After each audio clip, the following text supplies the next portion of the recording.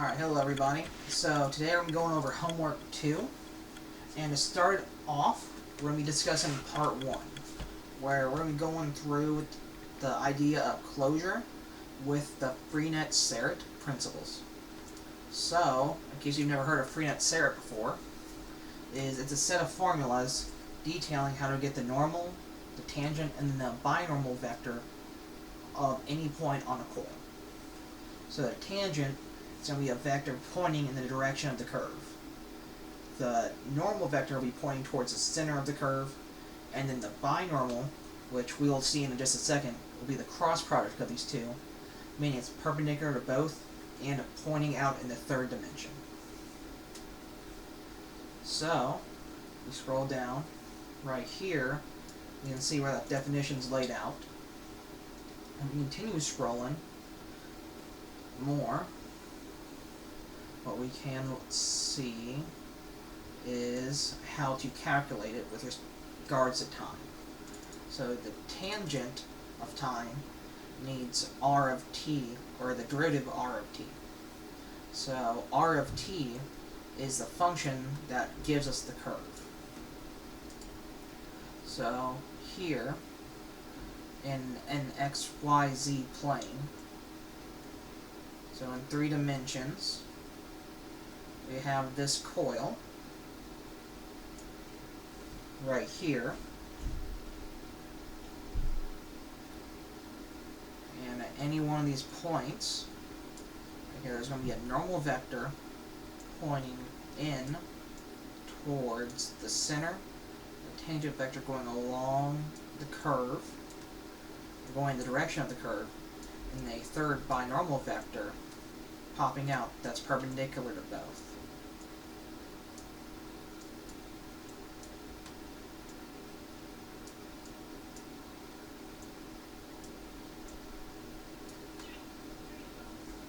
Now, what we have to do is we need to figure out our r of t. Now the best way to do this is first looking at just the xy components. If we look top down, what we're going to see is essentially just a circle of radius r. And just like how you get points on any 2D circle, is the x component is related to the cosine, and then the y is related to the sine. Just like how in a normal 2D vector,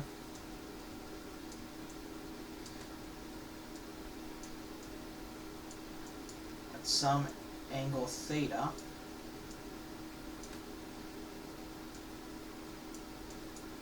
C1 vector I, C2 vector J, where the C1 is equal to R cosine of theta, and then the C2 will be the R sine of theta.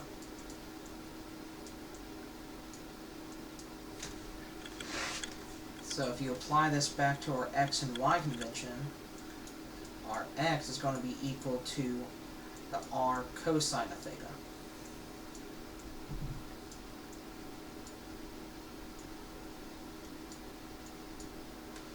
Then our y,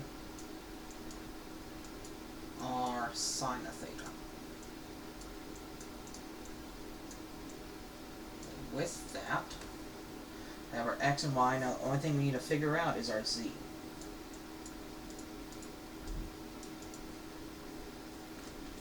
So if you look at it in like a front look, so for example like this, let's see the coil, although that's a little bit of a bad drawing. You can see the coil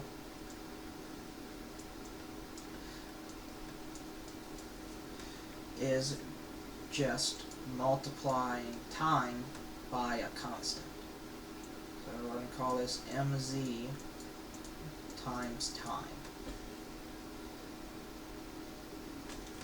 So these three functions are going to give us our points to plot it. So now if we go over to Collaboratory, go ahead and import what we need. So Jax NumPy, and Plotly.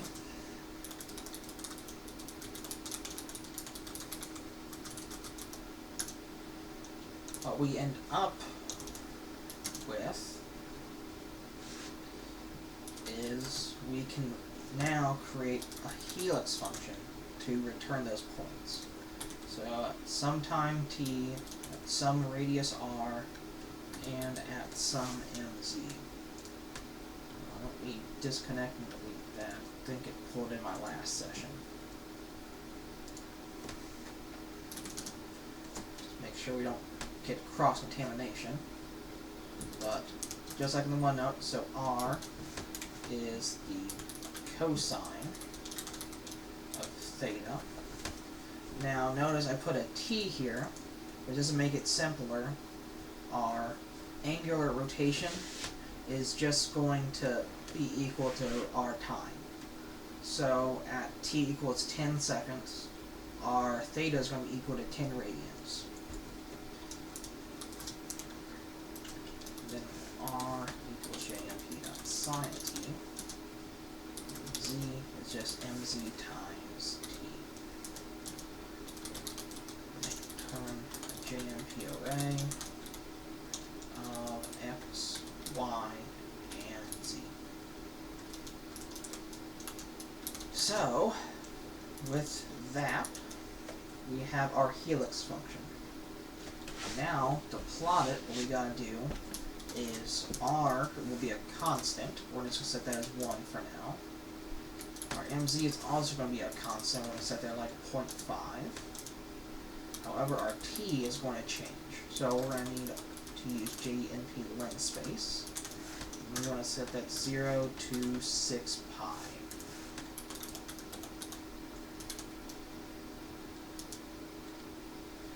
And then what's going to happen here is, actually before I run that, let's make this do like 100 data points. And then just so it runs a little bit faster, I'm going to use something called jax.jit.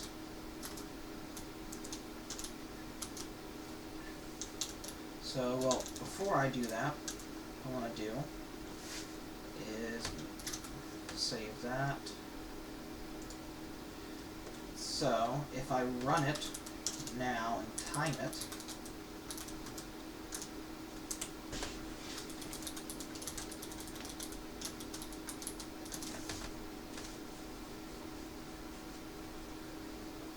run that first.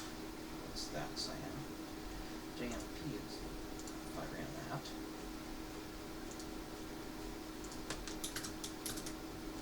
So if I run it now without any Jax magic, you got about 487 microseconds for 100 data points. Now if I go back up here and do the jax.jit, and now run it,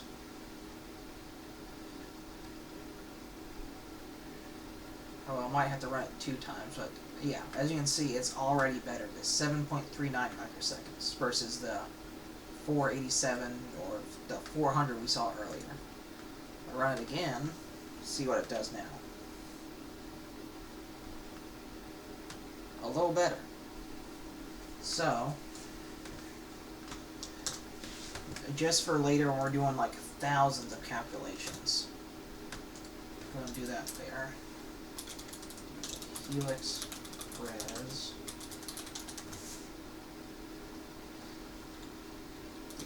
plot r and z. And then what I'm going to do now is I'm going to make a trace of the helix.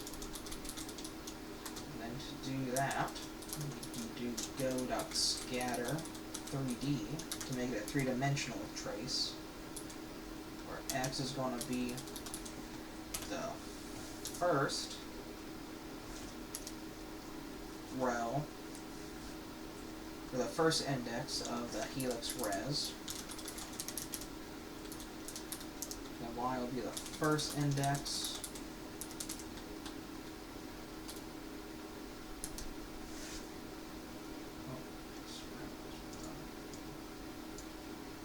There's my face. Sorry about that. And then Z is the second index. Now, what we need to do is we need to make a figure. So fig equals go dot figure. Fig dot add trace.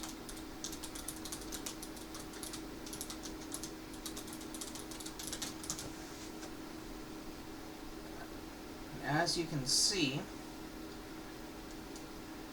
that we have 1,000 data points, making this pretty gnarly coil. So to make this a little better to look at, I'm going to make this lines.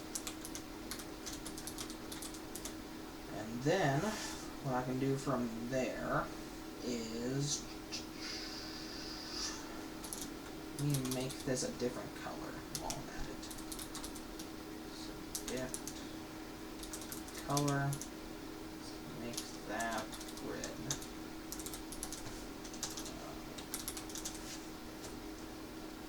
Red. Now it's a little thin, so what I might want to do is just make that line a little bigger. 20. There we go. Right. So now it's pretty easy to see the shape, and when we start adding our ellipses in here, it's going to be pretty easy to see where the center is.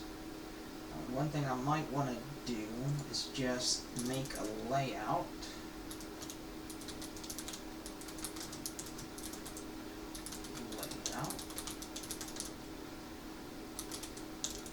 Template. Block dark.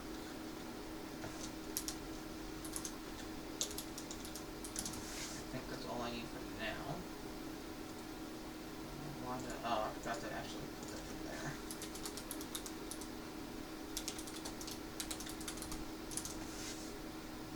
There you go. And now you can see it's a lot easier to see the coil because it pops out from the background. But let me go and just close that out. So now we have our actual coil. Now what we gotta do is we got to apply this Freenet Serret principles. So if we go back to the Wikipedia article on it, the formulas, the T of T means the derivative of our helix function over the magnitude of it to give us the unit vector for tangent.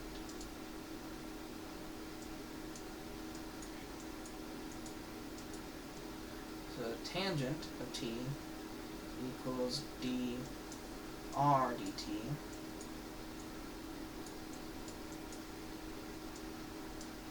over the magnitude of dr dt.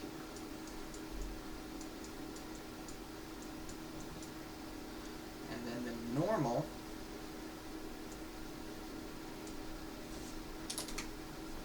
why it does that sometimes.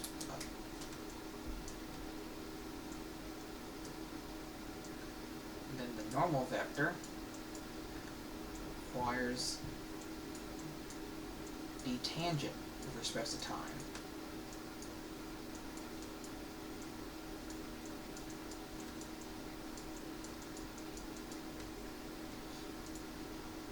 Right there.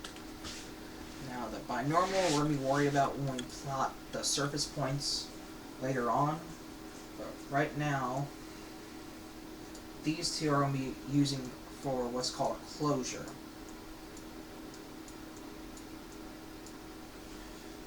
Where we're going to be using a high-level function that's going to take in our r of t,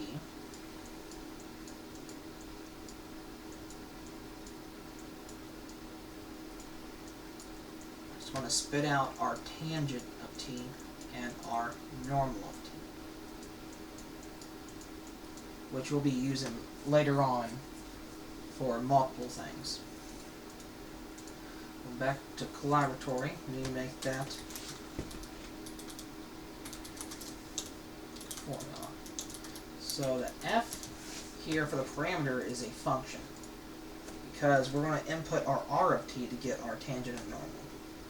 So since it is a function, we can find the Jacobian, which will give us the derivative through automatic differentiation. Excuse me.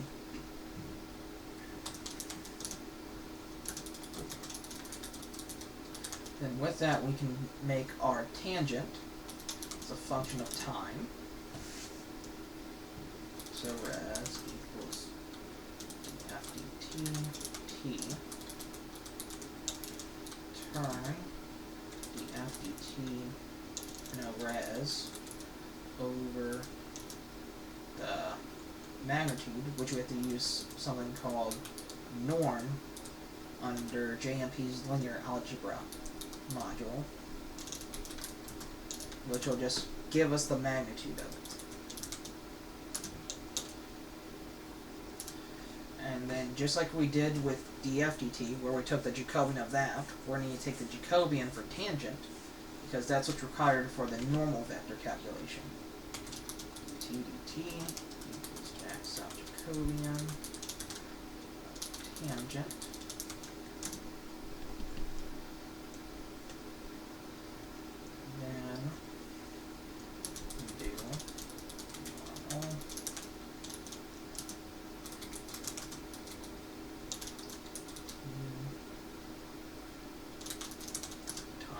and we're going to return res and norm res. Alright. And then with that, we can return both of those functions.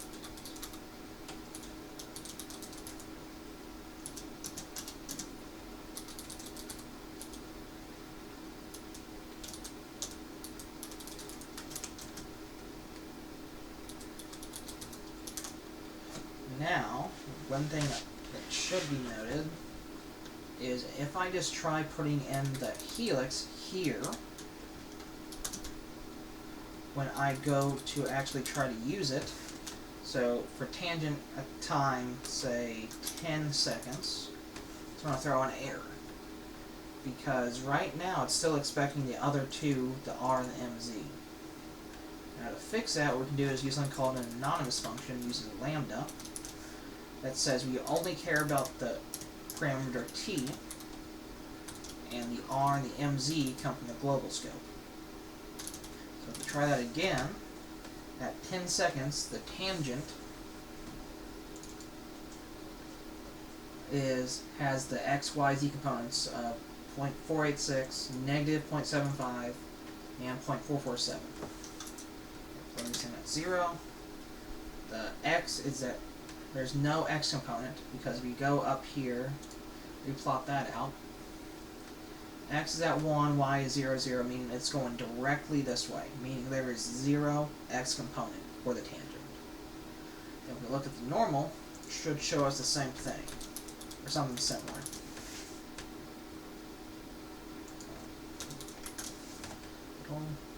Got 0, negative 1. So, to get to center, point towards it, it needs to point directly at 0, 0 here. So since it's at 1, 0, 0, the y and z components are going to be 0, but the x is going to point negative, because it's positive here. So, with that, what we can do in the next part is we will be making a surface. So with that, because what you're going to end up seeing happening is in the elliptical surface at the center, the B is going to correspond with one radius, while the in is going to be corresponding to a different radius.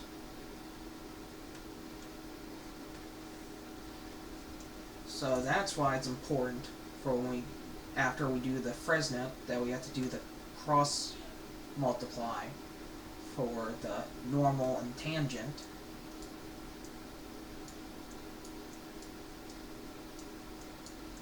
To get our binormal.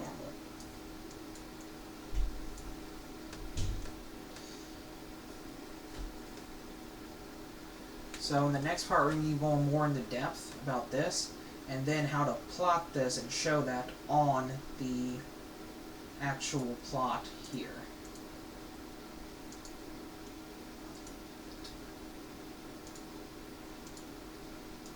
One second.